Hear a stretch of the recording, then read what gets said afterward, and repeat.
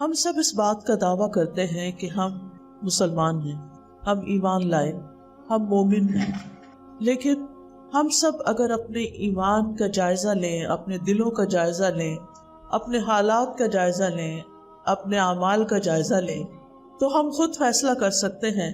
ہم سب یہ دیکھ سکتے ہیں کہ ہم کیسے مومن ہیں۔ ہم سب کو وقتاً فوقتاً اپنے ایمان کا جائزہ لیتے رہنا چاہیے۔ اللہ سبحانہ وتعالیٰ کن لوگوں کو مومن قرار دیتے ہیں کہ مومن کون ہے؟ اللہ تعالیٰ فرماتے ہیں انما المؤمنون الذین اذا ذکر اللہ وجلت قلوبهم۔ مومن تو وہ لوگ ہیں کہ جب ان کے سامنے اللہ کا ذکر کیا جائے تو ان کے دل کانپ اٹھتے ہیں۔ ہم سب بھی اپنے دلوں کا جائزہ لیں، کیا واقعی ہمارے دل بھی کانپ اٹھتے ہیں؟ اللہ کا ذکر کرتے ہوئے، اللہ کو یاد کرتے ہوئے، اللہ کا نام لیتے ہوئے ہمارے دلوں کی کیفیت کیا ہوتی ہے؟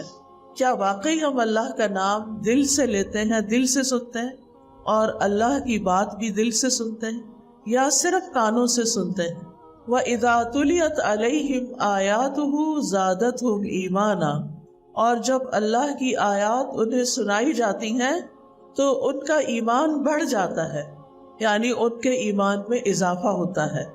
اس وقت ہم اللہ تعالیٰ کی باتیں سننے کے لیے آئے ہیں، اللہ تعالیٰ کی باتیں بتا رہے ہیں، سن رہے ہیں۔ اس مجلس کے اختتام پر ہم سب کو پھر اپنے دلوں کا جائزہ لینا چاہیے کہ واقعی کیا ہمارا ایمان بڑا ہے؟ جیسا کہ اللہ تعالیٰ فرماتے ہیں وَإِذَا تُلِيَتْ عَلَيْهِمْ آيَاتُهُ زَادَتْهُمْ إِيمَانًا، اور کیا ہوتا ہے وَعَلَىٰ رَبِّهِمْ يَتَوَكَّلُونَ، اور وہ اپنے رب پر توکل کرتے ہیں، یعنی ایمان والے اپنے رب پر بھروسہ کرتے ہیں، اپنے معاملات کو اللہ کے سپرد کرتے ہیں، اپنی مشکلات میں اس کو یاد کرتے ہیں۔ دو طرح کے لوگ ہوتے ہیں، ایک وہ کہ جب ان پر کوئی مشکل آتی ہے تو وہ لوگوں کی طرف دیکھتے ہیں، اور دوسرے وہ کہ جب ان پر کوئی مشکل آتی ہے تو وہ اللہ کی طرف دیکھتے ہیں، اللہ سبحانہ وتعالیٰ کی طرف رجوع کرتے ہیں۔ کچھ وہ لوگ ہوتے ہیں جب ان پہ غم آتا ہے، غم کے پہاڑ ٹوٹ پڑتے ہیں تو وہ لوگوں کو اپنا سہارا بناتے ہیں، اور کچھ وہ لوگ ہوتے ہیں کہ جب انہیں کوئی غم، کوئی دکھ، کوئی تکلیف، کوئی پریشانی ان پر آتی ہے تو وہ اللہ سبحانہ وتعالیٰ کی طرف رجوع کرتے ہیں، اللہ کو یاد کرتے ہیں، اللہ کو اپنے دل کا حال سناتے ہیں۔ انما اشکی بثی وحزنی الی اللہ، میں اپنے غم اور دکھ کی فریاد اللہ سے کرتا ہوں۔ ہم کن لوگوں میں سے ہیں؟ کیا ہم انسانی سہارے ڈھونڈتے ہیں یا اپنے رب کو سہارا بناتے ہیں؟ ہم لوگوں کی طرف دیکھتے ہیں یا رب کی طرف رجوع کرتے ہیں؟ اس پر ڈپینڈ کرتا ہے کہ ہمارے ایمان کی حالت کیا ہے، کہ ہم اللہ پیپل ہیں، اللہ کی طرف جانے والے لوگ ہیں، یا پیپل لوگوں کی طرف جانے والے لوگ ہیں۔ اور کون ہے سچے مومن؟ الذین یقیمون الصلاۃ، سچے مومن وہ ہیں جو نماز قائم کرتے ہیں، سب سے زیادہ اپنی زندگی میں نماز کی فکر کرتے ہیں، صرف پڑھتے نہیں، قائم کرتے ہیں، اللہ کی عبادت دل لگا کے کرتے ہیں، خوشی سے اس کے آگے جھکتے ہیں، کسی اور کے کہنے سے نہیں، اپنے دل سے اٹھتے ہیں، کسی اور کے یاد کرانے سے نہیں، ان کے اپنے دلوں سے ہی بات غائب نہیں ہوتی، ان کے اپنے دل میں ہی بات ہوتی ہے کہ اللہ کی طرف رجوع کرنا ہے، اللہ کی عبادت کا وقت ہو گیا ہے۔ ان کے کام اور ان کے دل اسی طرح لگے رہتے ہیں کہ کہیں نماز کا وقت تو نہیں ہو گیا، کہیں نماز جا تو نہیں رہی، ہم کہیں جا رہے ہیں، کہیں نماز رستے میں تو نہیں آ جائے گی، ہم نماز کہاں پڑھیں گے، نماز کب پڑھیں گے؟ اور کیا کرتے ہیں سچے مومن؟ وَمِمَّا رَزَقْنَاهُمْ يُنْفِقُونَ، اور اس میں سے جو ہم نے انہیں رزق دیا وہ خرچ کرتے ہیں۔ رزق میں وہ ساری نعمتیں آتی ہیں جو اللہ تعالیٰ اپنے بندوں کو عطا کرتا ہے، اس میں مال و دولت بھی آتی ہے، کھانے پینے کا سامان بھی آتا ہے، زندگی کی باقی ضروریات کی چیزیں بھی آتی ہیں۔ تو ایسے لوگ اپنے رب کے دیے ہوئے میں سے رب کے بندوں پر خرچ کرتے ہیں۔ اس میں علم بھی ہے، ہنر بھی ہے، مہارتیں ہیں، سکلز ہیں، صلاحیتیں ہیں، قوت اور طاقت ہے، جو بھی اللہ نے دے رکھا ہے وہ صرف اپنے لیے استعمال نہیں کرتے صرف اپنے فائدے کے لیے نہیں اس کو رکھتے، بلکہ اللہ سبحانہ تعالیٰ کی بندوں پر، اللہ کی مخلوق پر خرچ کرتے ہیں۔ وَمِمَّا رَزَقْنَاهُمْ يُنْفِقُونَ۔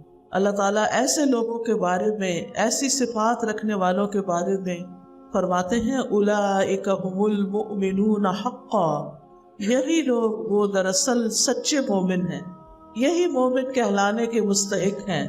لہم درجات عند ربہم، ان کے لیے ان کے رب کے ہاں درجے ہیں، یعنی بہت سے درجات ہیں، بلند درجات ہیں، اور ہر ایک کا درجہ کتنا ہے؟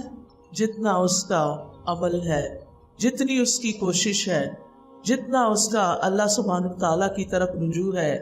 ومغفرۃ، اور بخشش بھی ہے، یعنی انسان ہے نا، جتنی بھی کوشش کر لیں غلطی سے نہیں بچ سکتے، بھول چوک ہمارے ساتھ ہے، لا علمی ہمارے ساتھ ہے، جہالت ہے، نفس ہے ہمارے باہر ہمارا دشمن شیطان بیٹھا ہوا ہے جو ہر لمحہ ہمیں ورغلانے کی کوشش میں ہے، ہمیں اصل کرنے کا کام جو ہے وہ بلا دیتا ہے۔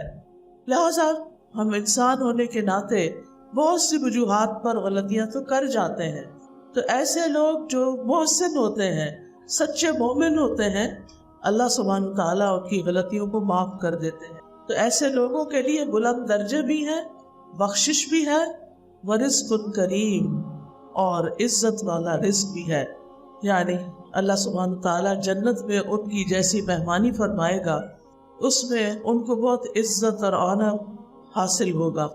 دنیا میں انسان کو عزت بڑی پیاری ہوتی ہے، انسان بعض اوقات اور چیزوں پہ کمپرومائز کر جاتا ہے لیکن عزت پہ کمپرومائز نہیں کرتا۔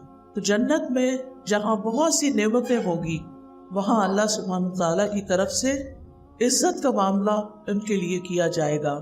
تو اس سے یہ پتہ چلتا ہے کہ سچے مومن وہ ہوتے ہیں جن کے دل اللہ کی آیات سن کے، اللہ کا نام سن کے کانپ اٹھتے ہیں۔ وجلت قلوبہم، وجل کا ایک معنی ہوتا ہے دل کا ڈر جانا، یعنی دل میں خوف پیدا ہو جاتا ہے، روکتے کھڑے ہو جاتے ہیں، اور دوسرا معنی ہے دل میں رقت پیدا ہو جانا، یعنی ان کے دل نرم ہو جاتے ہیں۔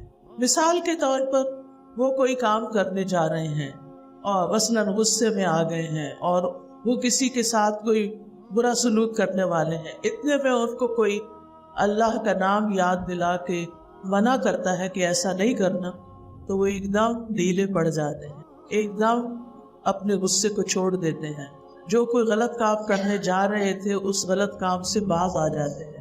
وجلت قلوبہم، یعنی ان کی اصلاح کے لیے، ان کی ہدایت کے لیے اللہ کا نام لینا ہی کافی ہو جاتا ہے۔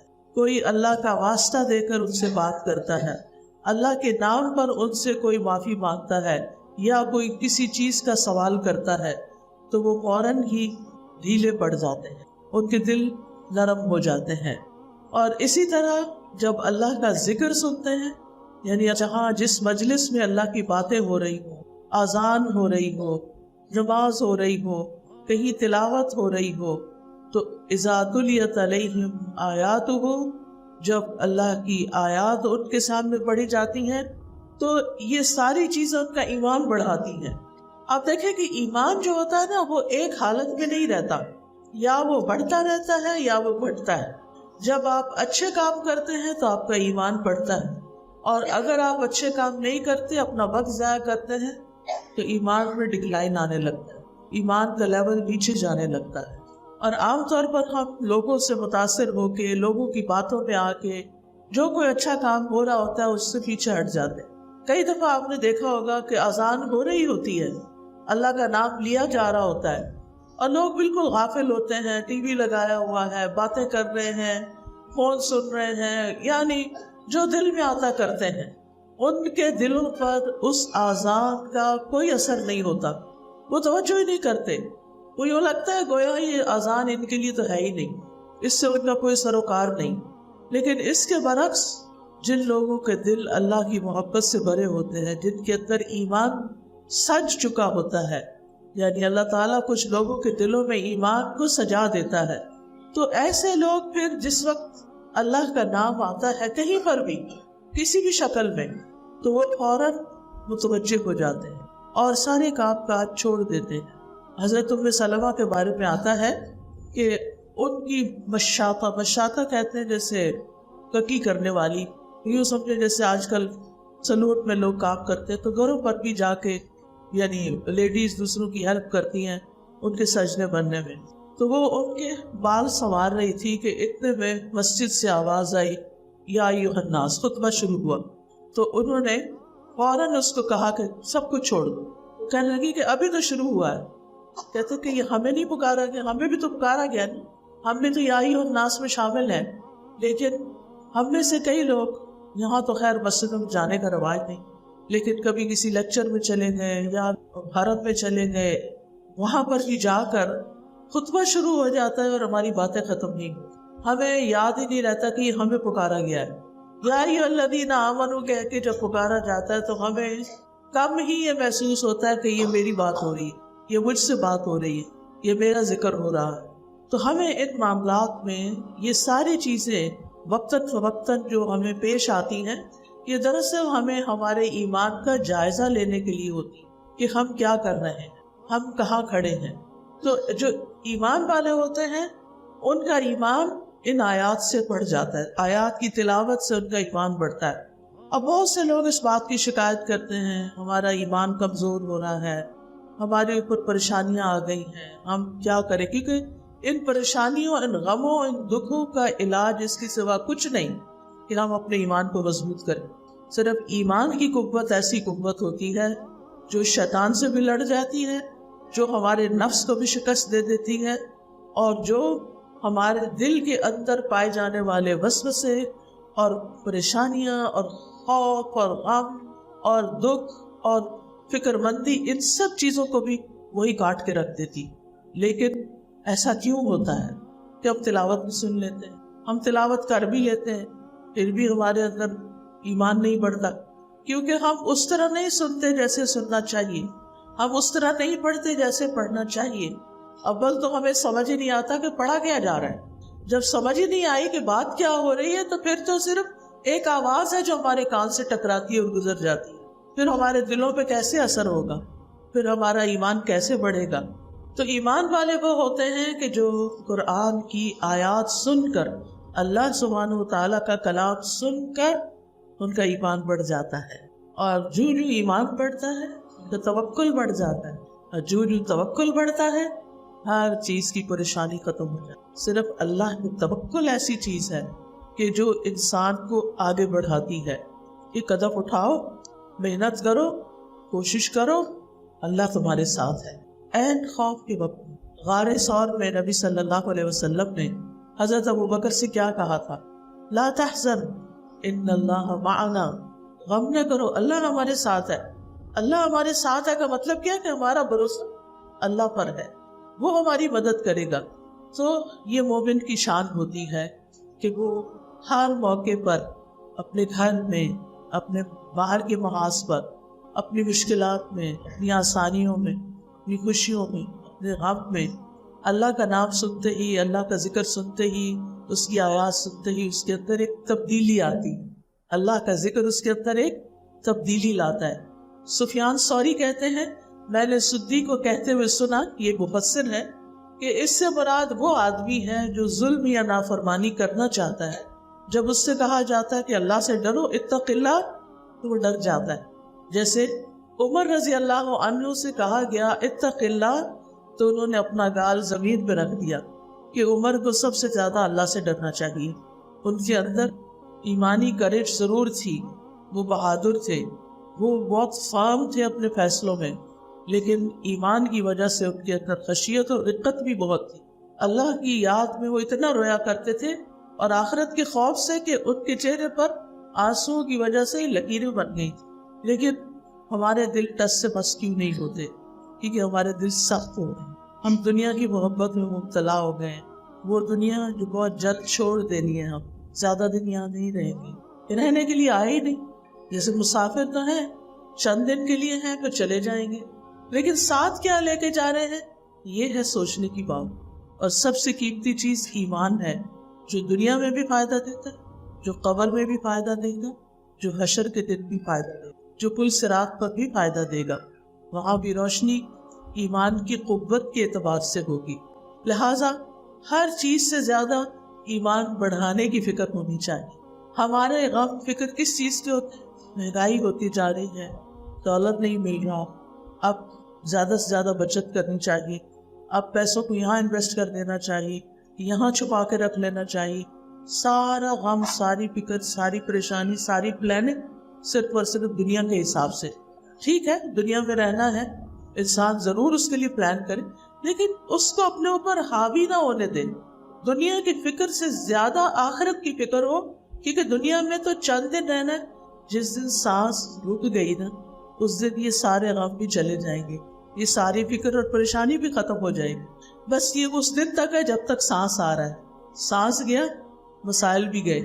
کئی بزرگوں کو، ماؤں کو دیکھا گیا ہے، وہ اپنی اولاد کے غم میں ساری زندگی مبتلا رہے، لیکن وہ چلے گئے، اولاد پیچھے جی رہی ہے، زندگی گزار رہی ہے، اللہ ہی ان کا والی و وارث ہے. تو اصل چیز کیا ہے؟ اس سارے معاملات میں انسان ضروری کوشش کے بعد توکل کی راہ اختیار کرے. لہٰذا یہاں اور بہت سی صفات کو چھوڑ کر توکل کا ذکر کیا گیا ہے کہ ایمان بڑھنے کی علامت کیا ہے. ایمان بڑھنے کی علامت کیا ہے کہ انسان کے اندر توکل جیسی صفت آ جاتی ہے. تو جس کا دل اللہ کی عظمت سے ڈر جاتا ہے تو پھر وہ ایسا شخص ہوتا ہے جو نافرمانی کا ارادہ کرتا ہے، لیکن جو ہی اللہ کی یاد آتی ہے تو وہ نافرمانی سے توبہ کر لیتا ہے. قرآن مجید میں مومنوں کی ایک اور صفت بھی بیان ہوئی ہے ایک دوسری جگہ. یہاں پر فرمایا انما المؤمنون الذین اذا ذکر اللہ وجلت قلوبهم، اور دوسری جگہ فرمایا الذین آمنوا وتطمئن قلوبهم بذکر اللہ الا بذکر اللہ تطمئن القلوب، کہ جو لوگ ایمان لاتے ہیں اور ان کے دل اللہ کے ذکر سے مطمئن ہو جاتے ہیں. تو فخر رازی کہتے ہیں اگر کہا جائے کہ یہاں اللہ تعالیٰ نے فرمایا وجلت تو دوسری آیت میں اطمینان کی بات ہے، تو دونوں میں تطبیق کیسے ہوگی؟ وہ کہتے ہیں اس کا جواب یہ ہے کہ یقین کی تسلی کی وجہ سے اطمینان حاصل ہوتا ہے اور توحید کی معرفت سے شرح صدر ہوتا ہے. وجل عذاب کے ڈر کی وجہ سے ہوتا ہے. یعنی یہ دونوں حالتیں متضاد نہیں، یہ انسان کے دل میں یقین اور اطمینان ہوتا ہے اور اسی یقین کی وجہ سے اس کو پھر آخرت کی فکر بھی لگ جاتی ہے. حقیقت یہ ہے کہ قرآن پاک یا اللہ کا کلام جو ہے یہ اتنی زبردست چیز ہے کہ اگر کسی پہاڑ پر بھی نازل کی جائے تو پہاڑ بھی ریزہ ریزہ ہو جائے، کیونکہ پہاڑ اس کی اہمیت کو سمجھتے ہیں کہ یہ اللہ کا کلام.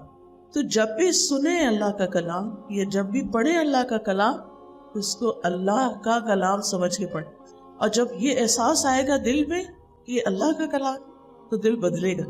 لیکن مشکل یہ ہے نا کہ ہمارے دل میں اللہ تعالیٰ کی عظمت، خشیت، اللہ تعالیٰ کی قدرت اور اس کی جو ایک بڑائی اور ہیبت ہے وہی نہیں ہے دل میں، اس کو ہی نہیں پہچانا. تو جب ہم اللہ ہی کو نہیں پہچانتے تو پھر اللہ کا کلام ہم پر کیا اثر کرے گا؟ سورۃ الحدید میں اللہ تعالیٰ فرماتے ہیں أَلَمْ يَأْنِ لِلَّذِينَ آمَنُوا أَن تَخْشَعَ قُلُوبُهُمْ لِذِكْرِ اللَّهِ وَمَا نَزَلَ مِنَ الْحَقِّ، جو لوگ ایمان لائے ہیں کیا ان کے لیے ایسا وقت نہیں آیا کہ ان کے دل اللہ کے ذکر اور جو حق نازل ہوا ہے اس سے ان کے دل جھک جائیں، یعنی ان کے اندر خشوع پیدا ہو جائے اور وہ ان لوگوں کی طرح نہ ہو جائے جنہیں اس سے پہلے کتاب دی گئی، پھر ان پر ایک طویل مدت گزر گئی تو ان کے دل سخت ہو گئے اور آج ان میں سے اکثر فاسق ہیں. یعنی بعض لوگ کلام اللہ پڑھنے کے بعد بھی جب طویل عرصے تک اس کے عادی ہو جاتے ہیں پڑھتے رہنے کے، لیکن ان کا ایمان نہیں بڑھتا، تو پھر ایک طرف قرآن پڑھتے ہیں اور دوسری طرف نافرمانیاں کرتے ہیں، اور ایسے لوگ سب سے بدترین مثال بن جاتے ہیں اور لوگ ان کو بری مثال کے طور پر یوز کرتے ہیں، ان کا ذکر کرتے ہیں. دیکھا فلاں کو جو قرآن پڑھاتا ہے اور اس کی حرکتیں کیسی، دیکھا فلاں کو جو قرآن پڑھتا ہے اور وہ کرتا کیا ہے، وہ وعدہ خلافی کرتا ہے، وہ جھوٹ بولتا ہے، وہ دھوکہ دیتا ہے، فریب کرتا ہے. ایسا کیوں ہوتا ہے؟ ایسا دل کے سخت ہونے کی وجہ سے ہوتا ہے. جب قرآن پڑھ کے دل پہ اثر نہیں ہوتا اور دل بدلتا نہیں ہے. اس لیے نہایت ضروری ہے کہ ہم سب قرآن مجید کے پڑھتے ہوئے، سنتے ہوئے، یعنی کوئی بھی طریقہ اختیار کریں، کبھی پڑھ کے اپنے آپ کو جو جوڑیں، کبھی سن کے، کبھی کہیں رک کے، کبھی ایک آیت کو بار بار پڑھ کے، اور اس کے لیے قرآن مجید کو حفظ کرنا بڑا اچھا طریقہ ہے. اگر آپ یعنی شروع کر لیں، جیسے کچھ بہنوں نے میں نے دیکھا ہے کہ سورۃ البقرہ حفظ کرنی شروع کی، ہفتے کی ایک آیت 2 آیتیں کرتے کرتے بھی انہوں نے پوری سورت حفظ کر لی. اب اس میں فائدہ یہ ہوتا ہے کہ جب آپ کو ترجمہ آتا ہے اور آپ ایک آیت کو ریپیٹڈلی پڑھتے ہیں، کئی دفعہ پڑھتے پھر نماز میں پڑھتے ہیں، تو اس سے اس کے مختلف طرح کے معنی دل میں اترتے ہیں، آپ کی خشیت میں اضافہ ہوتا ہے. تو یہ قرآن کے ساتھ تعلق قائم رکھنے سے ہی ہوتا ہے. تو اللہ کے جو خاص بندے ہوتے ہیں، جب ان کے اوپر اللہ کی آیات پڑھی جاتی ہیں، خروا سجدا وبکیا، ان کے آنسو بھی آ جاتے ہیں اور وہ سجدے میں بھی گر پڑتے ہیں، یعنی اللہ کے آگے جھک جاتے ہیں، ان کے دلوں پر رقت طاری ہو جاتی ہے. نبی صلی اللہ علیہ وسلم کے کچھ ساتھی حبشہ ہجرت کر کے گئے. ان کے سامنے جب وہاں کے بادشاہ نے، جو کہ ایک عیسائی بادشاہ تھا، اس نے ان مسلمانوں کو پناہ دی. قریش کے لوگ ان کے پیچھے چلے گئے اور انہوں نے بادشاہ وقت کو بھڑکایا مسلمانوں کے خلاف. بادشاہ انصاف پسند تھا، اس نے مسلمانوں کو طلب کیا اور کہا کہ تم کس چیز پر ایمان رکھتے ہو اور تم کن باتوں کو مانتے ہو. تو اس پر جعفر بن ابی طالب، جو رسول اللہ صلی اللہ علیہ وسلم کے چچا زاد بھائی تھے، جن سے آپ بہت محبت کرتے تھے، انہیں نمائندگی دے کر قرآن سنانے کو کہا گیا. تو انہوں نے سورۃ مریم پڑھی نجاشی کے سامنے، اور سورۃ مریم سنتے ہی اس کی آنکھوں سے آنسو بہنے لگے، حالانکہ وہ مسلمان نہیں تھا. تو اللہ تعالیٰ فرماتے ہیں وَإِذَا سَمِعُوا مَا أُنزِلَ إِلَى الرَّسُولِ تَرَىٰ أَعْيُنَهُمْ تَفِيضُ مِنَ الدَّمْعِ مِمَّا عَرَفُوا مِنَ الْحَقِّ يَقُولُونَ رَبَّنَا آمَنَّا فَاكْتُبْنَا مَعَ الشَّاهِدِينَ. اسی طرح نبی صلی اللہ علیہ وسلم نے ایک مرتبہ حضرت عبداللہ بن مسعود سے کہا کہ مجھے قرآن پڑھ کر سناؤ. میں نے کہا کہ میں آپ کو پڑھ کر سناؤں جبکہ وہ آپ پر ہی نازل ہوا ہے. آپ نے فرمایا میں اپنے علاوہ دوسرے سے بھی سننے کا شوق رکھتا ہوں. اس سے کیا پتہ چلتا ہے کہ ایک انسان اگر کتنا بھی اچھا قرآن پڑھ سکتا ہو، رسول اللہ صلی اللہ علیہ وسلم سے بہتر کون پڑھ سکتا ہے، لیکن کتنا بھی اچھا کوئی پڑھ سکتا ہو، دوسروں سے سننے کا ایک اور ہی مزہ ہوتا ہے. لہٰذا اپنے دن کی روٹین میں یہ بات ضرور شامل کر لیں کہ کچھ نہ کچھ قرآن کے حصے کی تلاوت سنیں. اب تو اتنی اچھی ایپس آ گئی ہیں کہ جن میں بہت خوبصورت ریسیٹیشن ہوتی ہے اور پھر وہاں بک مارک کر لیا جاتا ہے. تو اس طرح اگر آپ ڈیلی سنیں، مثلاً اپنی روٹین بنا لیں کہ ناشتہ تیار کرتے ہوئے آپ نے وہ حصہ سننا ہے، تو آپ یقین کریں ہاتھ آپ کے کام کر رہے ہوں گے، اگر کان ادھر لگے ہوئے ہوں گے تو اس دوران بھی آپ کے دل پر ایک خاص کیفیت طاری ہو جائے گی. اور کچھ نہیں تو سورۃ فاتحہ ہی سن لیں، سورۃ البقرہ کا کچھ حصہ ہی روزانہ سن، لیکن قرآن سننے کی عادت ڈالیں. کیونکہ بعض لوگ سن کر زیادہ اثر لیتے ہیں، بعض لوگ پڑھ کے زیادہ اثر لیتے ہیں، اور بعض لوگ غور و فکر کر کے، ہر ایک کا مزاج مختلف ہوتا ہے. تو خود کو پہچانے کہ کون سی تلاوت، کون سی چیز آپ کے دل پر اچھا اثر ڈالتی ہے. پھر اسی طرح ہم دیکھتے ہیں کہ نہ صرف یہ کہ انسان بلکہ باقی مخلوق بھی قرآن کے سننے اور پڑھنے سے متاثر ہوتی ہے. اور اس میں ہم دیکھتے ہیں کہ مسجد نبوی میں کھجور کا جو تنا تھا جس پر نبی صلی اللہ علیہ وسلم خطبہ دیا کرتے تھے، جب آپ نے اس تنے کو چھوڑ کر ممبر بنوا لیا تو اس کے اندر سے رونے کی آواز اور سسکیوں کی آواز آنے لگی. اور آپ صلی اللہ علیہ وسلم جب جمعے کے دن ممبر پہ تشریف لے گئے تو کھجور کے تنے سے بچے کے رونے کی آواز آنے لگی، بچے کی طرح. تو آپ ممبر سے اترے اور اسے اپنے گلے سے لگا لیا، کھجور کے تنے کو حق کیا تو وہ بچے کی طرح ہچکیاں بھرنے لگا، جیسے سسکیاں لیتے ہیں نا، اس طرح جسے چپ کر آ جاتا ہے، تسلی دی جاتی ہے.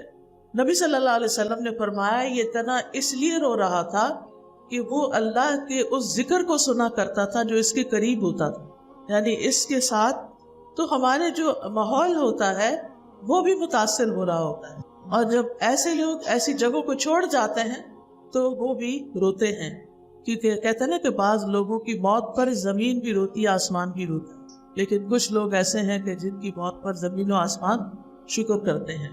تو ہمیں اپنے دل کو سخت ہونے سے بچانا ہے، یعنی یہ یاد رکھیے کہ دل کو سخت نہیں ہونے دینا، کیونکہ کچھ لوگوں کے دل قرآن پڑھ کے بھی سخت ہو جاتے ہیں. حضرت معاذ کہتے ہیں، معاذ بن جبل، ان قریب یہ قرآن کچھ لوگوں کے سینوں میں بوسیدہ ہو جائے گا، پرانا ہو جائے گا، جیسے کپڑا پرانا ہو کے پھٹ کر گر جاتا ہے. یہ لوگ قرآن پڑھیں گے لیکن اس میں کوئی لطف اور لذت نہیں پائیں گے. وہ بھیڑیوں کے دلوں پر بھیڑوں کی کھالیں پہن لیں گے. یعنی ہوں گے اندر سے بھیڑیے، اوپر سے بھیڑ کی کھال پہنے. بھیڑ معصوم سی شکل کی ہوتی ہے نا. ان کا عمل طمع اور لالچ کے لیے ہوگا. یعنی ان کا قرآن پڑھنا اور پڑھانا اللہ کے لیے نہیں ہوگا، بلکہ کسی لالچ کی وجہ سے ہوگا، کسی دنیاوی فائدے کی وجہ سے ہوگا. لیکن اس میں اللہ کا خوف نہیں ہوگا. اگر وہ عمل میں کوتاہی کریں گے تو کہیں گے عنقریب ہم جنت تک پہنچ جائیں گے، جنت ہمارے ہی لیے ہے کیونکہ ہم قرآن بہت پڑھتے ہیں. اور اگر وہ برے عمل کریں گے تو کہیں گے ہمیں معاف کر دیا جائے گا کیونکہ ہم اللہ کے ساتھ کسی کو شریک نہیں ٹھہراتے، لہٰذا ہم تو بخشے بخشائے لوگ. یعنی ان کو اپنے قرآن پڑھنے اور اپنے دین پر ہونے کا بڑا زوم ہوگا، حالانکہ ان کے دل اللہ کی خشیت سے خالی ہوں گے. تو کہنے کا مقصد یہ ہے کہ ہم سب کو اپنے دلوں کا جائزہ لیتے رہنا چاہیے، اور خاص طور پر یہ کہ ہمارا اللہ تعالیٰ کی ذات پر کتنا بھروسہ ہے. اور اس کا جائزہ مشکل وقت میں، کہ اگر آپ کوئی بری خبر سنتے ہیں، کوئی تکلیف دہ بات سنتے ہیں، کوئی پریشان کن چیز آپ کے ذہن میں آتی ہے، تو آپ اپنے دل کی حالت کیسے پاتے ہیں اور کیا کہتے ہیں اپنے آپ کو. کیونکہ بعض اوقات اپنے استاد خود بننا پڑتا ہے، اپنا کاؤنسلر خود بننا پڑتا ہے، اپنی کاؤنسلنگ خود کرنی ہوتی ہے، اپنے آپ کو خود سمجھانا ہوتا ہے. کیونکہ جتنا آپ اپنے مسئلے کو سمجھتے ہیں کوئی اور نہیں سمجھتا. آپ کسی سے ذکر بھی کرتے ہیں تو وہ تھوڑی دیر آپ کو تسلی دے دے گا، ہائے بیچارہ، اور پھر کوئی تھپکی دے دے گا، کوئی آپ کے آنسو پوچھ لے گا، دیٹس اٹ، بات ختم. کیا کر سکتا ہے کوئی آپ کے لیے؟ ہاں، اگر واقعی کوئی حقیقی مدد کر سکتا ہوں تو وہ اور بات ہے، انسان ہاتھ پاؤں مارتا ہے، کوشش کرتا ہے. لیکن لوگوں کے آگے رونا دھونا بند کر دیں، اس عادت کو بدل لیں. لوگوں کے آگے نہیں رونا. جب رونا آئے تو اللہ سے باتیں شروع کر دیں، اللہ کو اپنے غم کی داستان سنائیں، اور آپ دیکھیں گے کہ تھوڑی دیر کے بعد آپ کے دل پہ سکینت طاری ہو جائے، ایک اطمینان کی لہر دوڑ جائے. اگر کوئی چیز حاصل کرنا چاہتے ہیں تو بھی اللہ سے بات کریں. اللہ تعالیٰ آپ کے ہاتھ میں ہے، آپ کی قدرت میں ہے، آپ کے لیے کچھ مشکل نہیں. آپ تو دے کر بھی آپ کے ہاتھ سے کچھ جاتا ہی نہیں. اور اگر کوئی نقصان ہو رہا ہے اور اس سے بچنا چاہتے ہیں تو بھی اس کی داستان اللہ ہی کو سنائیں کہ یا رب اس نقصان سے آپ ہی بچا لیں اور آپ میرے لیے آسانی فرما دیں. لیکن یہ اسی وقت ہوگا، ایک طرف اللہ کا ذکر اور آیات ہے، دوسری طرف نماز اور رزق صدقہ خیرات ہے، درمیان میں توکل ہے. یعنی اگر انسان کا ایمان بھی مضبوط ہے اور عبادات بھی مضبوط ہیں تو توکل بھی مضبوط ہو جائے گا. توکل مضبوط ہوگا تو غم دور ہوں گے، پریشانیاں دور ہوگی. اور اس میں آپ دیکھیے کہ جو مما رزقناہم ينفقون ہے، اس میں سب سے پہلے فرائض ادا کرنے کی فکر کرنی چاہیے. لوگوں کو عام طور پر زکوٰۃ دینے کا طریقہ ہی نہیں آتا. کل پرسوں ہی کوئی پوچھ رہا تھا کہ کیا زکوٰۃ اس ریٹ پر دینی ہوتی ہے جس پر سونا خریدا گیا تھا؟ اب یہ ایک چھوٹی سی بات ہے، اور معلوم نہیں ان کو کس نے یہ بات کہی، کہیں سے سنی ہوگی کہ ہر سال زکوٰۃ اسی ریٹ کے مطابق دی جائے گی کہ جس پر سونا پہلی دفعہ خریدا گیا تھا. ایسے نہیں ہے. آپ کو زکوٰۃ دینی ہے ہر سال کے نئے ریٹ پر، اور اس سے لوگ پریشان ہو جاتے ہیں کہ اب تو بڑا مہنگا ہوگی. پھر تھوڑی دیر سوچے، اگر مہنگا بھی ہو گیا ہے تو 2.5% ہی ہے نا زکوٰۃ، باقی تو سارا آپ کے پاس ہے نا. 97.5 کے آپ مالک ہیں، غریب کو تو آپ صرف 2.5 دے رہے ہیں. آپ کو کیا پریشانی ہے؟ جس رب نے آپ کو دے دیا، آپ اس میں سے اتنا سا حصہ غریب کو نہیں دے سکتے؟ اللہ نے آپ پر اتنی بڑی مہربانی کی کہ آپ کو اتنے سارے مال کا مالک بنا دیا، اور اس میں سے آپ تھوڑا سا بھی کسی کو نہیں دے سکتے. ایسا بخل، اصل بخیل وہ ہیں جو اپنے فرائض ہی ادا نہیں کرتے، یا فرائض ادا کرنے کا کوئی طریقہ بھی نہیں آتا. تو ہر وہ عورت جس کے پاس 7.5 تولے سونا ہے، اس کو زکوٰۃ کے سارے مسائل پتہ ہونے چاہیے. نہیں پتا تو سیکھیں، کیونکہ قیامت کے دن سخت پکڑ ہے. انسان کا مال اس کے جسم کے گرد لپٹ جائے گا گالے ناپ کی شکل میں، اور اس کے منہ کے اندر جو جبڑے ہیں ان کو کاٹے گا. اسی طرح وہ سونا چاندی جو جمع کرتے ہیں لوگ اور اس میں سے زکوٰۃ نہیں نکالتے، وہ پلیٹوں کی شکل میں بنا کے جہنم کی آگ میں تپا کے اس سے اس کی پیٹھ اور اس کی پہلو اور اس کے چہرے ہر جگہ کو داغا جائے گا. کیا فائدہ اس مال کا جو ہم پیچھے چھوڑ جاتے ہیں اور جس کی ہم زکوٰۃ نہ دیں. لہٰذا اس معاملے میں فکر مند. بعض اوقات لوگ کہتے ہیں بہت رکاوٹیں ہیں، بہت پریشانیاں ہیں، بہت مشکلات ہیں، کیا کریں؟ تھوڑی دیر کے لیے رک کے سوچیں کہ کہیں آپ نے تو دوسروں کے لیے مشکل نہیں پیدا کی، کہیں آپ نے تو کوئی چیز نہیں روکی ہوئی جو آپ کو دوسروں کا حق دینا تھا. یہ مشکلات کیوں آتی ہیں؟ یہ رکاوٹیں کیوں آتی ہیں؟ کیونکہ اللہ تعالیٰ آپ کو سکھانا چاہتا ہے کہ تو دوسروں کے لیے آسانی کرو. جو رکاوٹ تم نے روکا ہوا مال، ابھی ریسنٹلی ایک بچی مجھ سے زکوٰۃ کے مسائل پوچھ رہی ہے جنہوں نے پچھلے 30-35 سال سے کبھی زکوٰۃ نہیں دی. اب ظاہر ہے 30-35 سال سے اگر آپ کے پاس زیور ہے کافی سارا تو 30-35 سال کی زکوٰۃ کتنی بنے گی؟ اب اس پر ایک مسئلہ یہ بھی ہے کہ اس 30-35 سال کا پرانا ریٹ لگے گا کہ نیا لگے گا. علماء کی اکثریت کہتی ہے نیا لگے گا. کیوں؟ اس لیے کہ غریب کو تو آج کی مہنگائی میں خرچ کرنا ہے نا. وہ اگر آپ پرانے ریٹ پہ تو پرانے ٹائم پر دیتے، یعنی جب ڈیو تھی اس وقت تو پیسے کی کوئی قیمت تھی.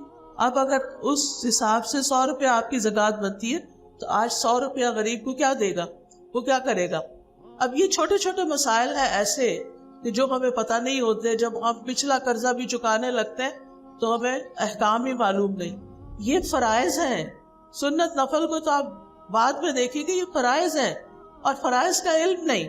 تو اس لیے میں آپ بہنوں سے جنہوں نے قرآن مجید کے کورسز کر لیے ہیں، زکوٰۃ کے مسائل پڑھ لیے، اب رمضان آنے والا ہے، بہت سے لوگ زکوٰۃ دینے والے ہوتے ہیں، ان کو آپ سکھائیں، ان کو آپ پڑھائیں. ایسی کتابیں ان میں بانٹیں کہ جن سے وہ خود بھی جو پڑھنے کے قابل ہے پڑھے، اس سے پہلے کہ آگے جائیں اور کسی مصیبت میں پڑ جائیں. بعض خواتین یہ بہانہ کرتی رہتی ہیں کہ ہمارے ہسبینڈ ہمیں پیسے نہیں دیتے، ہم زکوٰۃ کہاں سے دیں؟ تو پھر یہ اپنا زیور بھی ہسبینڈ کو پکڑا دیں کہ آپ جو چاہیں کریں اس سے. اصل میں زکوٰۃ کی جو اصل روح ہے نا، وہی چیز نکالنا جس پر زکوٰۃ دے رہے ہیں. سونا ہے تو سونا نکالیں، چاندی ہے تو چاندی نکالیں، لیکن مشکلیں ہمارے سیٹ ٹوٹ جاتے ہیں. اس لیے وہ ایک آلٹرنیٹ ہم پھر ڈھونڈ لیتے ہیں کہ کرنسی میں دے دیتے ہیں. لیکن اصل تو اسی چیز کو نکالنا ہوتا ہے نا. وہ کیوں نکالنا؟ تاکہ مال کی محبت دل سے ختم ہو، اس دنیا کی محبت ختم ہو، تاکہ ہم آگے کا سوچیں، آگے کی تیاری کریں. مال پاک ہوتا ہے، مال کی حفاظت ہوتی ہے. اللہ تعالیٰ فرماتے ہیں فَأُولَٰئِکَ هُمُ الْمُضْعِفُونَ، یہ لوگ اپنے مال کو اور زیادہ بڑھاتے ہیں. یعنی زکوٰۃ دینے سے مال کم نہیں ہوتا، بلکہ اس میں برکت اور نشو و نما ہوتی ہے. یعنی زکوٰۃ کا ایک معنی نشو و نما بھی ہے، یعنی بڑھنا. پوچھ اس کی ہونی ہے جس کی وہ ملکیت میں ہے. اگر وہ آپ کی ملکیت ہے تو پوچھ آپ سے ہونی، اب آپ ہی بندوبست کریں کہ کیسے دیں. حضرت ابوبکر رضی اللہ عنہ کے زمانے میں کچھ لوگوں نے زکوٰۃ دینے سے انکار کر دیا تھا، تو انہوں نے ان کے خلاف جنگ کی تھی. انہوں نے کہا کہ اگر ایک بکری کا بچہ بھی جو نبی صلی اللہ علیہ وسلم کے زمانے میں لوگ زکوٰۃ میں دیتے تھے آج نہیں دیں گے تو میں ان کے خلاف بھی جنگ کروں. تو بات یہ کہ یہ اسلام کے بنیادی ارکان میں سے ہے، اس لیے اس سے چھٹکارا نہیں ہے. خالی توبہ سے بھی کام نہیں چلے گا، یہ فرض ادا کرنا ہوگا. نہ خود پتہ ہے نقصان کیا ہے، نہ گھر والوں کو بتاتے ہیں. تو بہرحال جو دیتے ہیں، خرچ کرتے ہیں، وہی سچے مومن ہیں، جن کے ایمان میں کوئی شک نہیں، جن کے اندر نفاق نہیں، جن کے ایمان کی اللہ سبحانہ و تعالیٰ گواہی دے رہے ہیں اور ان کے درجات بلند کرتے ہیں اور ان کے تمام گناہ معاف کر دیں گے اور ایسا رزق ان کو ملے گا کہ جس کو دیکھ کر پا کر وہ خوش ہو جائیں گے. تو ایمان جو ہے اصل میں 3 چیزوں پر مشتمل ہے: دل سے اعتقاد رکھنا، زبان سے اقرار کرنا اور اعضاء سے عمل کرنا. دل کا عمل کیا ہے کہ ایمان اور توکل اور یقین میں اضافہ ہو. زبان کا کیا ہے کہ انسان اللہ کا ذکر کثرت سے کرے. اور پھر اعضاء کا عمل کیا ہے کہ نماز قائم کرے اور زکوٰۃ ادا کرے. کسی نے کہا ہے کہ اگر شوہر آپ سے قرض لے اور پھر واپس دینے سے منع کرے تو کیا اسے زکوٰۃ میں شامل کر سکتے ہیں؟ بات یہ ہے زکوٰۃ دینے سے پہلے نیت کرنی پڑتی ہے. یہ اصول یاد رکھیں. جب آپ زکوٰۃ دے رہے ہوتے ہیں نا تو اس وقت آپ نے نیت کرنی ہوتی ہے کہ یہ زکوٰۃ ہے جو میں اس کو دے رہی ہوں. اس وقت اگر آپ نے نیت نہیں کی اور بعد میں کوئی آپ کو واپس قرضہ نہیں کر رہا تو آپ قرض کو زکوٰۃ میں نہیں کنورٹ کر سکتے. اور پھر مستحق بھی ہو سکتا ہے کہ شوہر مستحق ہی نہ ہو. اگر شوہر مستحق ہو تو اس کو بیوی کی زکوٰۃ لگتی ہے، لیکن اس کا مستحق ہونا بھی جاننا چاہیے